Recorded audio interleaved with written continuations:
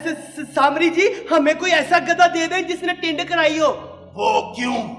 हम उसके ऊपर बैठ के उसके कान पकड़ के तो टिंकू को लाने के लिए परस्तान जाएंगे जी।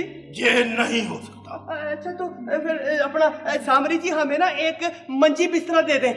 वो किस लिए? सामरी जी, हम ना आपके मंजी बिस्तरे पर बैठ के ना परस्तान जाएंगे, रास्ते में नींद भी तो आ जाती है। ठीक है, महल के तमाम मंजी बिस्तरे इकट्ठे करके ले जाओ, लेकिन हमारे बेटे को जल्दी से ले आओ, हम बहुत परेशान हैं। पाशातूस, मंजी बिस्तरों का जल्दी से इंतजाम किया जाए। ठीक है अपना सब तो हम सामरी जी टिंकू को परस्तान से जरूर लेके आएंगे, लेकिन अपना रास्ते में कोई खाने पीने को दिल कर रहा है, वो 5000 रुपए टूटे में तो दे दे। बकवास बंद करो। 5000 रुपए टूटे हुए नहीं होते, चंद पैसे टूटे हुए होते हैं। जाओ और हमारे बेटे को जल्दी से कराओ, जल्दी से। अब हमने जल्दी से टिंकू को लेके आना, कान खोल के सुन ले। बिल बताओड़ी नसा चौड़ी, अद्दी मिठी अद्दी कौड़ी, आई एम सॉरी बिल बताओड़ी नसा चौड़ी, आई एम